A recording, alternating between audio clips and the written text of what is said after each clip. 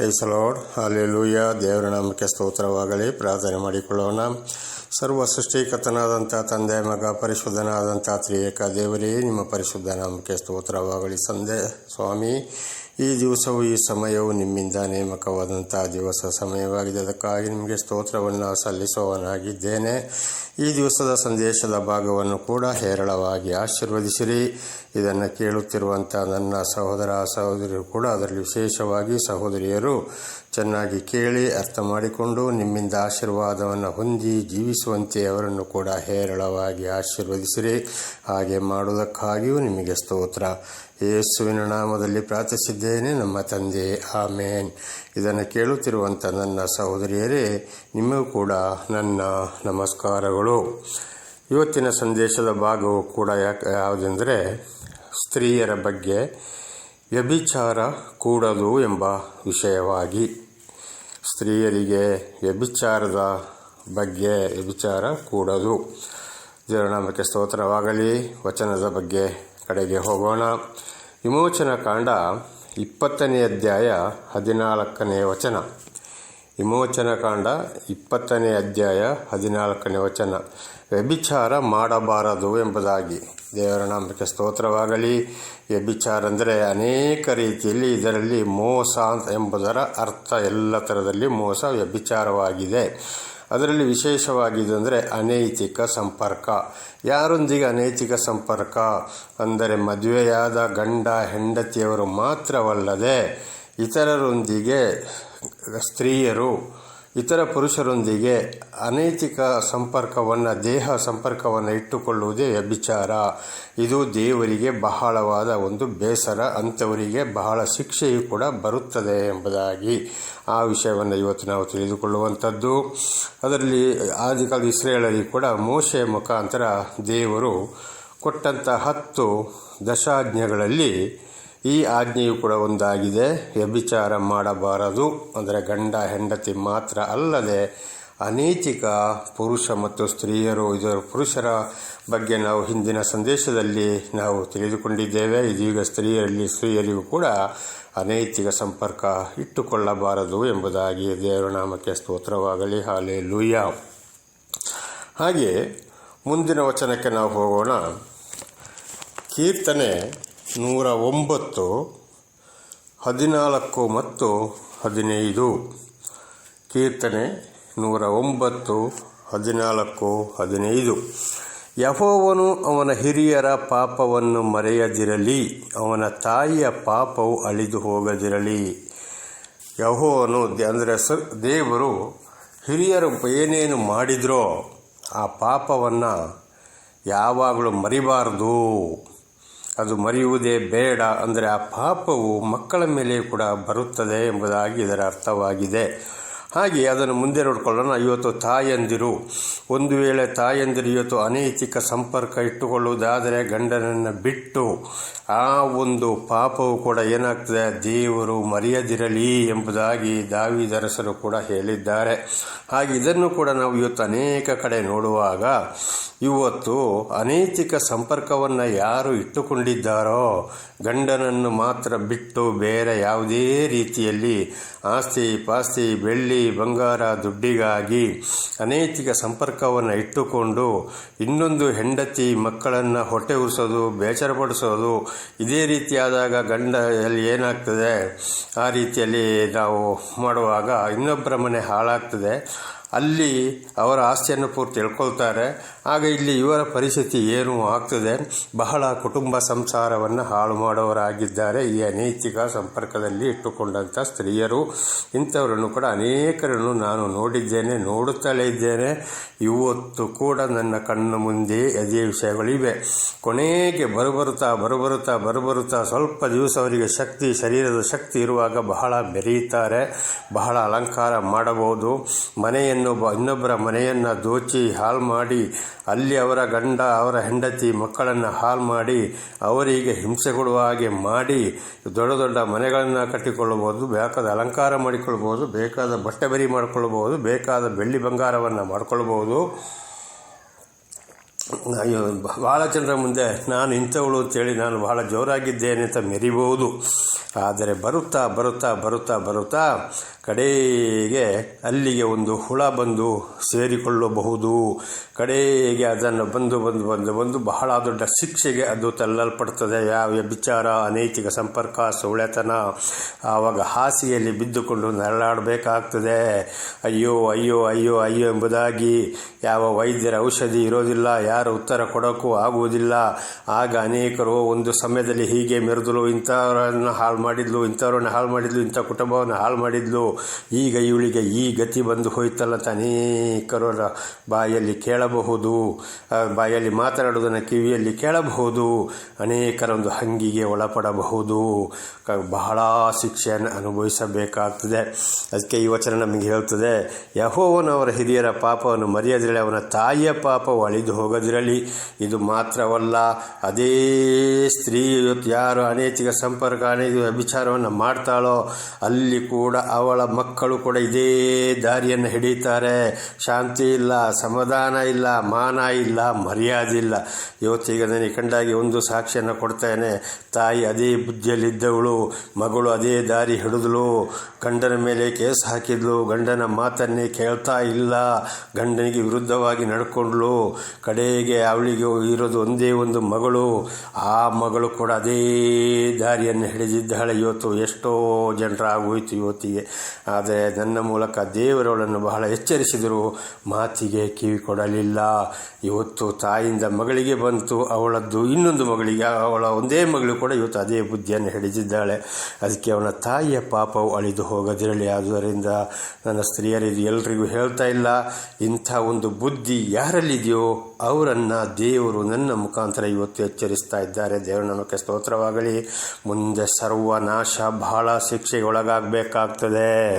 15ನೇ ವಚನ, ಅವು ಯೆಹೋವನ ಜ್ಞಾಪಕದಲ್ಲಿ ಇದ್ದೇ ಇರಲಿ, ಆತನು ಅವರ ಹೆಸರನ್ನು ಭೂಮಿಯಿಂದ ತೆಗೆದುಹಾಕಲಿ. ಇಂಥ ಪಾಪಗಳು ಯಾವಾಗಲೂ ದೇವರ ಹೆಸರಿನ, ದೇವರ ನೆನಪಿನಲ್ಲಿ ಇದ್ದೇ ಇರ್ತದೆ. ಕಡೆಗೆ ಅವರಿಗೆ ಪುತ್ರ ಸಂತಾನವೇ ಇಲ್ಲದಾಗುತ್ತದೆ. ಸಂಪೂರ್ಣವಾಗಿ ಭೂಮಿಯಿಂದ ಅವರ ಹೆಸರನ್ನೇ ಅಳಿದು ಹಾಕುವಂಥದ್ದು. ಆಗ ಪುತ್ರ ಸಂತಾನ ಅಂದರೆ ಹೇಗೆ? ಹೆಣ್ಣು ಮತ್ತು ಗಂಡು ಎರಡೇ ಅಲ್ಲ. ಒಂದು ವೇಳೆ ಬರೀ ಹೆಣ್ಣು ಮಕ್ಕಳು ಇದ್ದರೂ ಅಲ್ಲಿ ಪುತ್ರ ಸಂತಾನ ಇಲ್ಲ, ಅವರ ಹೆಸರು ಭೂಮಿ ಮೇಲೆ ಇರುವುದಿಲ್ಲ. ಕಾರಣ ಹೆಣ್ಣು ಮಕ್ಕಳು ಇನ್ನೊಂದು ಕಡೆಗೆ ಹೋಗ್ತಾರೆ ಮದುವೆಯಾಗಿ. ಗಂಡು ಮಕ್ಕಳು ಇದ್ದರೆ ಮಾತ್ರ ಅಲ್ಲಿ ಪುತ್ರ ಸಂತಾನ ಭೂಮಿಯಲ್ಲಿ ಅವರ ಹೆಸರು ಇರುತ್ತದೆ. ಕೆಲವರಿಗೆ ಮಕ್ಕಳೇ ಆಗದಂಥ ಪರಿಸ್ಥಿತಿ, ಕೆಲವರಿಗೆ ಏನಾಗ್ತದೆ ಬರೀ ಹೆಣ್ಣು ಮಕ್ಕಳೇ, ಗಂಡು ಮಕ್ಕಳು ಅಲ್ಲಿ ಇರುವುದಿಲ್ಲ. ಆಗ ಒಂದು ವೇಳೆ ಹೇಳ್ಬೋದು, ನನ್ನ ತಾಯಿ ಏನು ಹಾಗೆ ಮಾಡಲಿಲ್ಲ, ಅಥವಾ ನಾನು ಹಾಗೆ ಏನು ಮಾಡಲಿಲ್ಲ, ನಮಗೆ ಯಾಕೆ ಗಂಡು ಮಕ್ಕಳಿಲ್ಲ, ಅಥವಾ ನಮಗೆ ಯಾಕೆ ಅಣ್ಣ ತಮ್ಮಂದಿರಿಲ್ಲ, ನಾವೇ ಹೆಣ್ಣು ಮಕ್ಕಳು ಇದ್ದೇವಲ್ಲ ಎಂಬ ಪ್ರಶ್ನೆ ಕೂಡ ಬರಬಹುದು. ಅಲ್ಲಿ ಏನೋ ಒಂದು ನಡೆದು ಹೋಗಿದೆ ಎಂಬುದಾಗಿ ಅದರ ಖಂಡಿತವಾಗಿಯೂ ದೇವರ ಮಾತಿನ ಅರ್ಥ, ದೇವರ ಮಾತಿನ ವಾಕ್ಯ ಅದು ಸರಿಯಾಗಿ ನಾವು ಸಮಾಲೋಚನೆ ಅಂದರೆ ಕೌನ್ಸಿಲಿಂಗ್ ಮಾಡಿದಾಗ ಅವರು ಸರಿಯಾಗಿ ಬಾಯಿ ಬಿಟ್ಟರೆ ಅಲ್ಲಿ ಆ ತಪ್ಪುಗಳು ಸಿಕ್ಕಾಕೊಳ್ತವೆ, ಇಲ್ಲದಿದ್ದರೆ ಅದು ಗೊತ್ತಾಗುವುದಿಲ್ಲ. ಆದುದರಿಂದ ಅನೈತಿಕ ಸಂಪರ್ಕದ ಸ್ತ್ರೀಯರು ಬಹಳ ಎಚ್ಚರವಾಗಿರಬೇಕು. ತನ್ನ ಸಂಪೂರ್ಣ ಒಂದು ಸಲ ಬಹಳ ಮೇಲ್ಮಟ್ಟಕ್ಕೆ ತಗೊಂಡು ಹೋಗ್ಬೋದು, ಬಹಳ ಚೆನ್ನಾಗಿ ನಗಬಹುದು, ಬಹಳ ಚೆನ್ನಾಗಿ ಏನೋ ಆಗಿರ್ಬೋದು. ಇನ್ನೊಬ್ಬರ ಮನೆ ಅಲ್ಲಿ ಹಾಳು ಮಾಡಿ, ಅಲ್ಲಿ ಕಣ್ಣೀರು, ಇನ್ನೊಂದು ಒಬ್ಬರ ಹೆಂಡತಿಯ ಮಕ್ಕಳನ್ನು ಕಣ್ಣೀರು ಹಾಕಿಸಿಕೊಂಡು ಎಲ್ಲವನ್ನ ಎಳ್ಕೊಂಡು ಅಲಂಕಾರದಲ್ಲಿ ಮೆರೆದ್ರೆ ಈ ಹೂವು ಬೆಳಿಗ್ಗೆ ಬಹಳ ಚೆನ್ನಾಗಿರ್ತದೆ. ಬರ್ತಾ ಬರ್ತಾ ಯಾವಾಗ ಮಧ್ಯಾಹ್ನ 11 ಗಂಟೆ 12 ಗಂಟೆ ಬರುತ್ತೆ, ಸ್ವಲ್ಪ ಬಾಡಕ್ಕೆ ಪ್ರಾರಂಭವಾಯಿತು. ಸಾಧಾರಣ ಸಾಯಂಕಾಲ ಆಗುತ್ತೆ, ಹೂವು ಬಾಡಿ ಹೋಗಿ ಅದರ ಅಡ್ರೆಸ್ಸೇ ಇರೋದಿಲ್ಲ ಗಿಡದಿಂದ ಕಿತ್ತ ಮೇಲೆ. ಅದೇ ಪ್ರಕಾರ ಸ್ವಲ್ಪ ದಿವಸ ನಡೆಯಬಹುದು, ಆಮೇಲೆ ಬಹಳ ಶಿಕ್ಷೆಯನ್ನು ಅನುಭವಿಸಬೇಕಾಗ್ತದೆ, ಬಹಳ ಕಾಯಿಲೆ ಹಿಡಿದು ನರಳಾಡಬೇಕಾಗ್ತದೆ. ಇವತ್ತು ಇದು ಎಷ್ಟೋ ನಡೆದು ಹೋಗಿದೆ, ನೋಡಿದ್ದೀನಿ, ನೋಡ್ತಲೇ ಇದ್ದೀನಿ. ಇಲ್ಲಿ ನಾನು ಇರುವಂಥ ಒಂದು ಸ್ಥಳದಲ್ಲಿ ಕೂಡ ಇದೇ ವಿಚಾರ ಇವತ್ತು ಕೂಡ ನಡೀತಾ ಇದೆ. ಕಾಯಿಲೆಗೆ ತುತ್ತಾಗಿದ್ದಾರೆ. ಆದ್ದರಿಂದ ಬಹಳ ಎಚ್ಚರ. ದೇವರ ನಾಮಕ್ಕೆ ಸ್ತೋತ್ರವಾಗಲಿ. ಹಲ್ಲೆಲೂಯಾ. ಹೀಗೀಗ ನಾವು ಮುಂದಿನ ವಚನಕ್ಕೆ ಹೋಗೋಣ. ಜ್ಞಾನೋಕ್ತಿ 2ನೇ ಅಧ್ಯಾಯ 17-18. ಜ್ಞಾನೋಕ್ತಿ 2:17-18. ಅವಳು ತನ್ನ ಯೌವನ ಕಾಲದ ಕಾಂತನನ್ನು ತ್ಯಜಿಸಿ ತನ್ನ ದೇವರ ಮುಂದೆ ಮಾಡಿಕೊಂಡ ಒಡಂಬಡಿಕೆಯನ್ನು ಮರೆತು ಬಿಟ್ಟಿದ್ದಾಳಷ್ಟೇ. ಮದುವೆಯಾಗುತ್ತಿಗೆ ಏನಾಗ್ತಾರೆ, ಹಿರಿಯರ ಸಮ್ಮುಖದಲ್ಲಿ ಅವರ ಒಂದು ಒಡಂಬಡಿಕೆಯಾಗ್ತದೆ. ನಾನು ಗಂಡನಿಗೆ ವಿರುದ್ಧವಾಗಿ ನಡೆದುಕೊಳ್ಳುವುದಿಲ್ಲ, ಗಂಡನಿಗೆ ವಿಧೇಯನಾಗಿ ಜೀವಿಸ್ತೇನೆ, ಗಂಡನ ಮಾತಿನಂತೆ ನಾನು ನಡೆದುಕೊಳ್ಳುತ್ತೇನೆ ಎಂಬುದಾಗಿ ಅವಳು ಏನು ಮಾಡ್ತಾಳೆ, ಆ ಒಂದು ಒಪ್ಪಂದ ತನ್ನ ದೇವರ ಮುಂದೆ ಮಾಡಿಕೊಂಡ ಒಡಂಬಡಿಕೆಯನ್ನು ಮರೆತಿದ್ದಾಳೆ. ಅವತ್ತು ಆ ಮದುವೆಗೆ ನಾನೇ ಸಾಕ್ಷಿ ಎಂಬುದಾಗಿ ಮಲಾಕಿ ಗ್ರಂಥದಲ್ಲಿ ನಾವು ಮೊನ್ನೆ ತಿಳಿದುಕೊಂಡಿದ್ದೇವೆ. ಪರಲೋಕದಲ್ಲಿರುವ ತಂದೆಯಾದ ದೇವರು ಆ ಒಂದು ಒಡಂಬಡಿಕೆಗೆ ಸಾಕ್ಷಿ. ಅದೇ ಪ್ರಕಾರ ಇಲ್ಲಿ ಜ್ಞಾನಿ ಸೊಲೊಮೋನನ ಮುಖಾಂತರ ಕೂಡ ದೇವರು ಹೇಳಿಸಿದ್ದಾರೆ. ಅವಳು ತನ್ನ ಯೌವನ ಕಾಲದ ಕಾಂತನನ್ನು ತ್ಯಜಿಸಿ ತನ್ನ ದೇವರ ಮುಂದೆ ಮಾಡಿಕೊಂಡ ಒಡಂಬಡಿಕೆಯನ್ನು ಮರೆತು ಬಿಟ್ಟಿದ್ದಾಳಷ್ಟೇ ಎಂಬುದಾಗಿ. ಗಂಡನು ಬಹಳ ಪ್ರೀತಿಯಾಗಿಟ್ಟಿರ್ಬೋದು, ಆದರೆ ಗಂಡನ ಮೇಲೆ ವಿಶ್ವಾಸ ಇಟ್ಟು ಹಿರಿಯರು ಕೂಡ ಅಲ್ಲಿ ಅವರನ್ನು ಗಂಡ ಹೆಂಡತಿಯನ್ನಾಗಿ ಮಾಡ್ತಾ ಇದ್ದಾರೆ. ಇದನ್ನು ದೇವರು ಮರೆತಿದ್ದಾಳೆ, ದೇವರು ನೋಡುವುದಿಲ್ಲ ಅಂತ ಯೋಚನೆ ಮಾಡಿ ಗಂಡನನ್ನು ತ್ಯಜಿಸಿ ಇವತ್ತು ಇನ್ನೊಬ್ಬರ ಸಂಗಡ ಇವತ್ತು ಏನಾಗ್ತದೆ, ಅನೈತಿಕ ಸಂಪರ್ಕವನ್ನು ಇಟ್ಟುಕೊಳ್ತಾ ಇದ್ದಾರೆ. ಆದರೆ ಅವಳಿಗೆ ಬರುವ ಶಿಕ್ಷೆ 18ನೇ ವಚನ, ಅವಳ ಮನೆಯೇ ಪಾತಾಳಕ್ಕೆ ಇಳಿಯುವ ದಾರಿ. ಈಗಾಗಲೇ ಹೇಳಿದಾಗೆ ಬಹಳ ಮೇಲೆ ಹೋಗ್ಬೋದು, ಅಲಂಕಾರ ಮಾಡ್ಬೋದು, ಏನೋ ಸ್ಟೈಲ್ ಮಾಡ್ಬೋದು, ಎಷ್ಟೋ ಮನೆ ಕಟ್ಬೋದು, ಬೆಳ್ಳಿ ಬಂಗಾರ ಮಾಡ್ಕೊಳ್ಬೋದು, ಗಾಡಿ ತೆಗಬೋದು, ನಾನಾ ರೀತಿಯಲ್ಲಿ ಬಹಳ ಜೋರಾಗಿ ತಿರುಗಬಹುದು. ಆದರೆ ಅವಳು ಪಾತಾಳಕ್ಕೆ ಇಳಿತಾ ಇದ್ದಾಳೆ, ಶಿಕ್ಷೆಗೆ ಹೋಗ್ತಾ ಇದ್ದಾಳೆ. ದೇವರು ಅಂಥವರನ್ನು ತಳ್ಳಿ ಬಿಟ್ಟಿದ್ದಾರೆ ಎಂಬುದಾಗಿ. ಅವಳ ಮಾರ್ಗಗಳು ಪ್ರೇತಲೋಕಕ್ಕೆ ಹೋಗುತ್ತವೆ, ನರಕಕ್ಕೆ ಹೋಗ್ತಾ ಇದ್ದಾಳೆ. ಅವಳು ಎಷ್ಟೇ ಸ್ಟೈಲ್ ಮಾಡಲಿ, ಏನೇ ಮಾಡಲಿ ವ್ಯಭಿಚಾರಿಗಳು, ಆದರೆ ನರಕಕ್ಕೆ ಹೋಗ್ತಾ ಇದ್ದಾಳೆ. ಆಗಲೇ ನಾವು ಹೇಳಿದ ಹಾಗೆ ಇನ್ನೊಂದು ಹಿಂದೆ ತಿಳಿದುಕೊಂಡ ಹಾಗೆ ಅವಳು ಏನು ಮಾಡ್ತಾ ಇದ್ದಾಳೆ, ಬಹಳ ಶಿಕ್ಷೆಗೆ ಹೋಗ್ತಾ ಇದ್ದಾಳೆ. ಕೊನೆಗೆ ಬರುವಂಥ ಒಂದು ಶಿಕ್ಷೆ ಅಂತಿಂತ ಶಿಕ್ಷೆಯಲ್ಲ. ಆದ್ದರಿಂದ ಸ್ತ್ರೀಯರೇ ಬಹಳ ಎಚ್ಚರವಾಗಿರಬೇಕು. ದೇವರ ನಾಮಕ್ಕೆ ಸ್ತೋತ್ರವಾಗಲಿ. ಈಗ ಜ್ಞಾನೋಕ್ತಿಗಳು 3ನೇ ಅಧ್ಯಾಯ 5-8. ಸ್ವಬುದ್ಧಿಯನ್ನೇ ಆಧಾರ ಮಾಡಿಕೊಳ್ಳದೆ ಪೂರ್ಣ ಮನಸ್ಸಿನಿಂದ ಯೆಹೋವನಲ್ಲಿ ಭರವಸೆ ಇಡು. ನಿನ್ನ ಸ್ವಂತ ಬುದ್ಧಿಯಂತೆ ನಡೆಯಬೇಡ. ದೇವರು ಏನು ಹೇಳ್ತಾರೆ ಅಂತ ತಿಳ್ಕೊಂಡು, ದೇವರ ವಾಕ್ಯವನ್ನು ತಿಳ್ಕೊಂಡು ದೇವರಲ್ಲಿ ಭರವಸೆ ಇಟ್ಟು ನಡಿ, ಅದರಂತೆ ಮಾಡು. ಸ್ವಂತ ಬುದ್ಧಿ ಬಂದಾಗೆ ನೆನೆಸಿಕೊಂಡು ನಡೆದರೆ ದೇವರು ದರ್ಶನವನ್ನು ಕೊಟ್ಟ ಮೇಲೆ ಬಹಳ ಶಿಕ್ಷೆಯನ್ನು ಅನುಭವಿಸಬೇಕಾಗ್ತದೆ. ಆದ್ದರಿಂದ ಸ್ವಂತ ಬುದ್ಧಿಯನ್ನೇ ಆಧಾರ ಮಾಡಿಕೊಳ್ಳಬೇಡಿ. ನಿನ್ನ ಎಲ್ಲ ನಡವಳಿಯಲ್ಲಿ ಆತನ ಚಿತ್ತಕ್ಕೆ ವಿಧೇಯನಾಗಿರು. ದೇವರ ನಾಮಕ್ಕೆ ಸ್ತೋತ್ರಗಳು. ಎಲ್ಲ ನಡೆ, ನುಡಿ, ಕ್ರಿಯೆ, ಶರೀರದ ಪ್ರತಿಯೊಂದು ಅಂಗಾಂಗಗಳು, ಕೆಲಸ ಕಾರ್ಯಗಳು, ಆಸ್ತಿ ಪಾಸ್ತಿಗಳು ಎಲ್ಲವೂ ದೇವರ ಚಿತ್ತ ಏನಿದೆಯಂತೋ ಅದನ್ನು ಅರಿತುಕೊಂಡು ಜೀವಿಸು. ತಪ್ಪಿದಲ್ಲಿ ದೇವರ ಶಿಕ್ಷೆಯನ್ನು ಅನುಭವಿಸಬೇಕಾಗ್ತದೆ. ಆತನೇ ನಿನ್ನ ಮಾರ್ಗಗಳನ್ನು ಸರಾಗ ಮಾಡುವನು. ಹಾಗೆ ಮಾಡಿದರೆ ಮಾತ್ರ ದೇವರು ನಮ್ಮ ಮಾರ್ಗಗಳನ್ನು ಸರಿಗ ಮಾಡ್ತಾನೆ. ನಮ್ಮನ್ನು, ನಮ್ಮ ಮಕ್ಕಳನ್ನು ದೇವರ ಆಶೀರ್ವಾದ ಮಾಡುವನಾಗಿದ್ದಾನೆ. 7ನೇ ವಚನ, ನೀನೇ ಬುದ್ಧಿವಂತನು ಎಂದೆಣಿಸದೆ ಯೆಹೋವನಿಗೆ ಭಯಪಟ್ಟು ಕೆಟ್ಟದನ್ನು ತೊರೆದು ಬಿಡು. ನಾನೇ ಬುದ್ಧಿವಂತ, ನಾನು ಅಷ್ಟು ಓದಿದ್ದೇನೆ, ಇಷ್ಟು ಓದಿದ್ದೇನೆ, ನಾನಂಥವಳು, ನಾನಿಂಥವಳು ಅಂತ ಹೇಳಿ ಯೋಚನೆ ಮಾಡದೆ, ನಿನ್ನನ್ನು ನೀನೇ ಮೇಲಕ್ಕೆ ಏರಿಸಿಕೊಳ್ಳದೆ, ದೇವರಿಗೆ ಭಯಪಟ್ಟು ಇಂಥ ಒಂದು ಅನೈತಿಕ ಸಂಪರ್ಕ ಅಥವಾ ಇತರ ಯಾವುದೇ ದೇವರ ವಾಕ್ಯಕ್ಕೆ ವಿರುದ್ಧವಾದ ಕೆಟ್ಟ ವಿಷಯಗಳು ನಿನ್ನಲ್ಲಿ ಇರುವುದಾದರೆ ಖಂಡಿತವಾಗಿ ತೊರೆದು ಬಿಡು. ಹಾಗಾದರೆ ಮಾತ್ರ ದೇವರ ಆಶೀರ್ವಾದವನ್ನು ಪಡೆವಿ. ಇಲ್ಲದಿದ್ದರೆ ಬದಲಾಗಿ ಬಹಳ ಶಿಕ್ಷೆಯನ್ನು ಅನುಭವಿಸಬೇಕಾಗ್ತದೆ. 8ನೇ ವಚನ, ಇದರಿಂದ ನಿನ್ನ ದೇಹಕ್ಕೆ ಆರೋಗ್ಯವು, ಎಲುಬುಗಳಿಗೆ ಸಾರ ಉಂಟಾಗುವುದು. ಈ ರೀತಿ ನೀನು ನಡ್ಕೊಂಡ್ರೆ ಖಂಡಿತವಾಗಿಯೂ ಶಾಂತಿ, ಸಮಾಧಾನ, ಆರೋಗ್ಯದಿಂದ ಜೀವಿಸಬಹುದು. ಶರೀರದ ಒಳಗೆ ಎಲುಬಿನಲ್ಲಿ ಒಂದು ರಸ ಇರುತ್ತದೆ, ಅದುವೇ ಸಾರ. ಅದು ಇಲ್ಲದ ಹೋದರೆ ಮನುಷ್ಯರು ಜೀವಿಸಲಿಕ್ಕೆ ಸಾಧ್ಯವಿಲ್ಲ. ಹಾಗೆ ದೇವರ ವಾಕ್ಯಕ್ಕೆ ಅನುಸಾರವಾಗಿ ನೀವು ಜೀವಿಸಿ. ಇಲ್ಲಿ ಇರುವಂಥ ವ್ಯಭಿಚಾರ, ಅನೈತಿಕ ಸಂಪರ್ಕ, ಇತರ ಯಾವುದೇ ಕೆಟ್ಟ ವಿಚಾರಗಳನ್ನ ಬಿಟ್ಟು ಜೀವಿಸುವುದಾದರೆ ಆ ಎಲುಬಿನೊಳಗೆ ಸಾರವು ಕಡಿಮೆ ಆದರೆ ಸಾರವನ್ನು ಕೂಡ ದೇವರು ಇಟ್ಟು ಶರೀರಕ್ಕೆ ಬಲ ಬರುವ ಹಾಗೆ ಮಾಡುತ್ತಾನೆಂಬುದಾಗಿ ಜ್ಞಾನಿ ಸೊಲೊಮೋನನ ಮುಖಾಂತರ ಇವತ್ತು ತಿಳಿಯಪಡಿಸ್ತಾ ಇದ್ದಾರೆ. ಆದ್ದರಿಂದ ಸ್ವಂತ ವಿಚಾರವನ್ನು ಬಿಟ್ಟು ದೇವರ ವಾಕ್ಯಕ್ಕೆ ವಿರುದ್ಧವಾಗಿ ನಡೆಯದೆ ವಾಕ್ಯಕ್ಕೆ ವಿಧೇಯರಾಗಿ ನಡೆದು ದೇವರಿಂದ ಆಶೀರ್ವಾದ ಹೊಂದಿಕೊಳ್ಳಬೇಕಾಗ್ತದೆ. ಅಥವಾ ನನ್ನ ಯೌವನ ಪ್ರಾಯ ಯಾರು ಆಗುವುದಿಲ್ಲ ಹಾಗೆ ಹೀಗೆ ಅಂತ ಯೋಚನೆ ಮಾಡಿಕೊಂಡು ಕೆಟ್ಟದನ್ನು ಬಿಟ್ಟದೆ ಜೀವಿಸಿದರೆ ಬಹಳ ಶಿಕ್ಷೆಯನ್ನು ಅನುಭವಿಸಬೇಕಾಗ್ತದೆ. ಅದಲ್ಲದೆ ನಾವು ಹಿಂದಿನ ವಚನದಲ್ಲಿ ನೋಡಿದ ಹಾಗೆ ನಮ್ಮ ಮಕ್ಕಳ ನಾಶಕ್ಕೂ ಅಂಥವರೇ ಕಾರಣರಾಗುತ್ತಾರೆ. ಆದ್ದರಿಂದ ಸ್ತ್ರೀಯರೇ ಬಹಳ ಎಚ್ಚರ. ಜ್ಞಾನೋಕ್ತಿಗಳು 5ನೇ ಅಧ್ಯಾಯ 4-6. ಜ್ಞಾನೋಕ್ತಿಗಳು 5:4-6. ಅವಳು ಕಡೆಯಲ್ಲಿ ಹಿಮದಂತೆ ವಿಷದಂತೆ ಕೈಯು ಇಬ್ಬಾಯಿ ಕತ್ತಿಯಂತೆ ತೀಕ್ಷ್ಣವೂ ಆಗುವಳು. ಯಾವ ರೀತಿ ವಿಷ ಕಡಿಮೆ ಆಗ್ತದೋ ಕೈ ಆಗ್ತದೋ ಅದೇ ರೀತಿ ಬಹಳ ವಿಷಕಾರಿ ಸ್ತ್ರೀಯರಾಗ್ತಾರೆ ಅವರು. ಬಹಳ ಎಚ್ಚರ, ಅವಳೊಂದು ವಿಷವಾಗ್ತಾಳೆ. ಅವಳು ಯಾರಿಗೂ ಬೇಡ. ಅವಳ ಸಹವಾಸ ಮಾಡಿದವರು, ಅವಳ ಹತ್ತಿರ ಹೋದವರು ಬಹಳ ವಿಷ ಕುಡಿದು ಹೇಗೆ ಸಾಯ್ತಾರೋ ಅದೇ ರೀತಿ ಸಾಯಬೇಕಾಗುತ್ತದೆ. ಆದರೆ ಇಂಥ ವ್ಯಭಿಚಾರಿಗಳು ಬಹಳ ಜನರನ್ನು ನಾಶ ಮಾಡೋರಾಗಿದ್ದಾರೆ. ಇಬ್ಬಾಯಿ ಕತ್ತಿಯಂತೆ ತೀಕ್ಷ್ಣ, ಇಬ್ಬಾಯಿ ಕತ್ತಿ ಎರಡು ಕಡೆಗೂ ಕಡಿತದೆ. ಹಾಗೆ ಅವಳು ಕೂಡ ಏನು ಮಾಡ್ತಾಳೆ, ಎರಡು ಕಡೆಗೆ ಬಿಡಿ ನಾನಾ ಥರದ ಬೇರೆಯವರ ಹೆಂಡತಿ ಮಕ್ಕಳನ್ನು ನಾಶ ಮಾಡೋಳಾಗುತ್ತಾಳೆ. 5ನೇ ವಚನ. ಅವಳು ಮರಣದ ಕಡೆಗೆ ನಡೆಯುತ್ತಾ ಇಳಿದು ಹೋಗುವಳು. ಕಡೆಗೆ ಅವಳು ಯಾವ ರೀತಿ ಅವಳಿಗೆ ಸಾವು ಬರ್ತದೆ ಅಂತ ಗೊತ್ತಿಲ್ಲ. ಇಂಥ ವ್ಯಭಿಚಾರಿಣಿಗಳಿಗೆ ಅವಳು ಸಾವನ್ನು ತಂದುಕೊಳ್ತಾ ಇದ್ದಾಳೆ. ಪಾತಾಳ ಕಡೆಗೆ ಹೋಗ್ತಾಳೆ ಅಂತ ಹಿಂದಿನ ವಚನದಲ್ಲಿ ತಿಳಿದುಕೊಂಡಿದ್ದೇವೆ. ಅವಳ ಹೆಜ್ಜೆಗಳು ಪಾತಾಳದ ದಾರಿಯನ್ನು ಹಿಡಿಯುವು.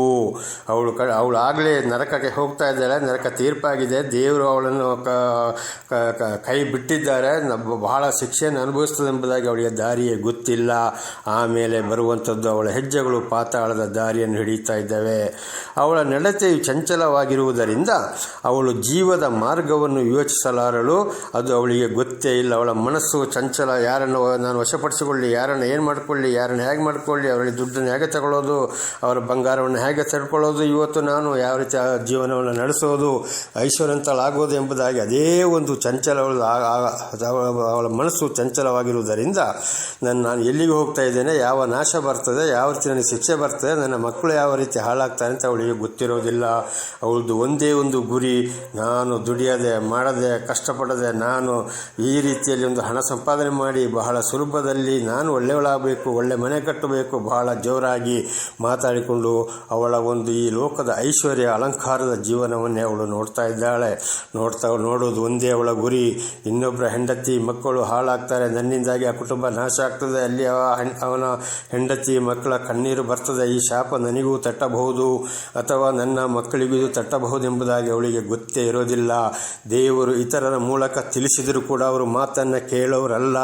ಕಾರಣ ಇಲ್ಲಿವರೆಗೆ ನಾವು ವಚನದಲ್ಲಿ ತಿಳಿದುಕೊಂಡಿದ್ದೇವೆ, ಅಂಥವರು ನಾಶದ ಕಡೆಗೆ ಹೋಗ್ತಾ ಇದ್ದಾವೆ, ಪಾತಾಳಕ್ಕೆ ಅವರಿಗೆ ನರಕ ತೀರ್ಪು ಆಗಿದೆ, ಮರಣದ ಕಡೆಗೆ ಹೋಗ್ತಾ ಇದ್ದಾಳೆ ಅವಳು ಎಂಬುದಾಗಿ.